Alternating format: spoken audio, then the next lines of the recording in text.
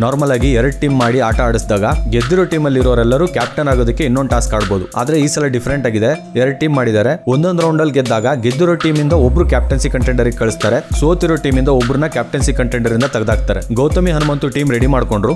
Drum ಅಲ್ಲಿ ಮಲ್ಕೊಂಡು ಉಳ್ಕೊಂಡು ಹೋಗಿ ಊಟ ತಗೊಂಡ್ಬರ್ಬೇಕು. ಇದ್ರಲ್ಲಿ ರಜತ್ ಉಸ್ತುವಾರಿ ತುಂಬಾ ಕರೆಕ್ಟ್ ಆಗಿ ಮಾಡಿದ್ರು. ಗೌತಮಿ ಟೀಮ್ ಕಡೆಯಿಂದ ತುಂಬಾ ಫೌಲ್ಗಳು ಆದವು. ಆದ್ರೆ ರಜತ್ ಮಾಡಿದ ಒಂದೇ ಒಂದು ತಪ್ಪೇನು ಅಂದ್ರೆ ಈ ಕಡೆ ಇರೋ ಮೂಟೆ ಈ ಕಡೆಯವರ ತಗೋಬೇಕು, ಆ ಕಡೆ ಇರೋ ಮೂಟೆ ಆ ಕಡೆನೇ ತಗೋಬೇಕು ಅಂತ ಹೇಳಿದ್ದು. ಯಾವ ಮೂಟೆ ತಗೋಬೇಕು ಅಂತ ಡಿಸೈಡ್ ಮಾಡಿದ್ದು ರಜತ್ ತಪ್ಪು. ಕೆಂಪು ಟೀಮ್ ಅವರು ಅವ್ರ ಕೆಂಪು ಮೂಟೆನ ಎಲ್ಲಿಂದ ಬೇಕಾದ್ರೂ ತಗೋಬೋದಿತ್ತು. ಆಮೇಲೆ ರಜತ್ ಟೀಮ್ ಅವರು ಕೆಲವರು ಹೊರಗಡೆ ಬಂದಿದ್ರು. ಆದ್ರೆ ತ್ರಿವಿಕ್ರಮ್ ಅದನ್ನ ನೋಡೋದ್ ಬಿಟ್ಟು ಇವ್ರ ಟೀಮ್ ನೇ ನೋಡ್ಕೊಂಡ್ ಕೂತಿದ್ರು. ಓವರ್ ಆಲ್ ಆಗಿ ಟಾಸ್ಕ್ ತುಂಬಾ ಚೆನ್ನಾಗಿ ನಡೀತು. ಆಮೇಲೆ ಮಂಜು ಜೋಕರ್ ವೇಷ ಹಾಕೊಂಡ್ ಬಂದ್ರು. ಆ ಟೈಮಲ್ಲಿ ರಜತ್ ಮತ್ತೆ ಧನರಾಜ್ಗೆ ಪನಿಷ್ಮೆಂಟ್ ಕೊಡಬೇಕಿತ್ತು. ಸೊ ರಜತ್ ಮಾಡಿದ್ದೆಲ್ಲ ಮಂಜು ಮಾಡಬೇಕು, ಮಂಜು ಮಾಡಿದ್ದೆಲ್ಲ ಧನರಾಜ್ ಮಾಡಬೇಕು. ಇದೇ ಪನಿಷ್ಮೆಂಟ್. ಈ ಪನಿಷ್ಮೆಂಟ್ ತುಂಬಾ ಎಂಟರ್ಟೈನಿಂಗ್ ಆಗಿತ್ತು. ನಾನು ಈ ಸೀಸನ್ ಅಲ್ಲಿ ತುಂಬಾ ಸಲ ಹೇಳಿದ್ದೀನಿ, ಬಿಗ್ ಬಾಸ್ ಕೊಡೋ ಟಾಸ್ಕ್ ಗಿಂತ ಮನೆಯವರೇ ರೆಡಿ ಮಾಡಿ ಆಡೋ ಟಾಸ್ಕ್ಗಳು ತುಂಬಾ ಎಂಟರ್ಟೈನಿಂಗ್ ಆಗಿದಾವೆ. ಇನ್ನು ಧನರಾಜ್ ಇವತ್ತು ನನ್ನ ತಂಗಿ ಜಿಂಕೆ ಭವ್ಯ ತ್ರಿವಿಕ್ರಮ್ ಜೊತೆ ಇರೋದು ನನಗೆ ಇಷ್ಟ ಇಲ್ಲ ಅಂತ ಹನುಮಂತ ಹತ್ರ ಹೇಳ್ತಾ ಇದ್ರು. ಮಂಜು ಎಷ್ಟೇ ಜಗಳ ಆಡಿದ್ರು ಏನೇನೇ ಬೈದ್ರು ಆಮೇಲೆ ಬಂದು ಸಾರಿ ಕೇಳ್ತಾರೆ. ಸಾರಿ ಕಣೋ ಗೇಮ್ ಅಲ್ಲಿ ಆಡದೆ ಅಂತ ಹೇಳ್ತಾರೆ. ತ್ರಿವಿಕ್ರಮ್ ಹಂಗಲ್ಲ, ಜೊತೆಗಿದ್ದವ್ರನ್ನ ಯೂಸ್ ಮಾಡ್ಕೋತಾರೆ. ಅವ್ರು ಏನಾದ್ರು ಬೈದ್ರು ಬಂದು ಸಾರಿನೇ ಕೇಳಲ್ಲ. ಇವತ್ತು ಏನಾದ್ರೂ ಆಗ್ಲಿ ನನ್ನ ತಂಗಿ ಜಿಂಕೆ ನನ್ನ ಬೈದ್ರು ಪರವಾಗಿಲ್ಲ, ಹೋಗ್ಬಿಟ್ಟು ತ್ರಿವಿಕ್ರಮ್ ಹತ್ರ ಹುಷಾರಾಗಿರು, ಇಲ್ಲ ಅಂದ್ರೆ ಅವ್ನ ಜೊತೆ ಸೇರ್ಬೇಡ ಅಂತ ಹೇಳ್ತೀನಿ ಅಂತ ಹೇಳ್ತಾರೆ. ಇನ್ನು ಗೌತಮಿ ಬಗ್ಗೆ ಹೇಳಲೇಬೇಕು. ಇವತ್ತು ಗೌತಮಿ ಅವರು ಮಂಜುನ ತುಂಬಾ ಗ್ರಾಂಟೆಡ್ ಆಗಿ ತಗೊಂಡಿದ್ದಾರೆ.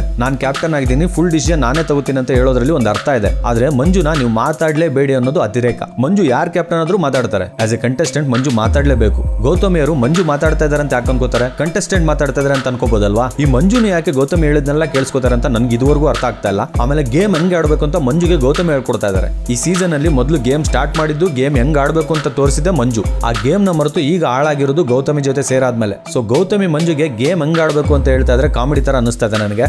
ಇವತ್ತು ಮೋಕ್ಷಿತ್ ಅವರು ಒಬ್ಬರೇ ಕೂತ್ಕೊಂಡು ಕ್ಯಾಮ್ರಾ ಹತ್ರ ಕಂಪ್ಲೇಂಟ್ ಮಾಡ್ತಾ ಇದ್ರು. ಸ್ವಲ್ಪ ಏಕಪಾತ್ರಾಭಿನಯಗಳು ಕಮ್ಮಿ ಮಾಡ್ಬೇಕು ಮೋಕ್ಷಿತ್ ಅವರು. ಇನ್ನೊಂದು ಪಾಸಿಟಿವ್ ಪಾಯಿಂಟ್ ಏನಪ್ಪಾ ಅಂದ್ರೆ ಮೋಕ್ಷಿತ್ ಅವ್ರದ್ದು ಗೌತಮಿ ಮತ್ತೆ ಮಂಜುನ ನಿಧಾನಕ್ಕೆ ತಲೆಯಿಂದ ತೆಗೆದಾಕ್ತಾ ಇದ್ದಾರೆ. ಆಮೇಲೆ ಭವ್ಯ ಗೌಡ ನಿಧಾನಕ್ಕೆ ತ್ರಿವಿಕ್ರಮ್ ಇಂದ ಹೊರಗಡೆ ಬಂದು ಆಡೋದಕ್ಕೆ ಸ್ಟಾರ್ಟ್ ಮಾಡ್ತಾ ಇದ್ದಾರೆ. ಆದ್ರೂ ತ್ರಿವಿಕ್ರಮ್ ಜೊತೆ ಮಾತಾಡ್ದಂಗೆ ಇರಕ್ ಆಗ್ತಾ ಇಲ್ಲ. ಅದನ್ನೇ ತ್ರಿವಿಕ್ರಮ್ ಅವರು ಹೇಳ್ತಾ ಇದಾರೆ ಅವ್ರಿಗೆ, ಇದು ನಿನಗೆ ತುಂಬಾ ಅಭ್ಯಾಸ ಆಗ್ಬಿಟ್ಟಿದೆ, ನಿಧಾನಕ್ಕೆ ಕಮ್ಮಿ ಮಾಡ್ಕೋ ಅಂತ. ಇವತ್ತಿನ ಎಪಿಸೋಡ್ ಅಲ್ಲಿ ಗೌತಮಿ ಮಂಜುನ ಟಾರ್ಚರ್ ಕೊಡೋದನ್ನ ಬಿಟ್ಟು ಎಂಟರ್ಟೈನ್ಮೆಂಟ್ ಟಾಸ್ಕ್ ಎಲ್ಲ ಚೆನ್ನಾಗಿ ನಡೀತು ಅಂತ ನನ್ನ ಅಭಿಪ್ರಾಯ.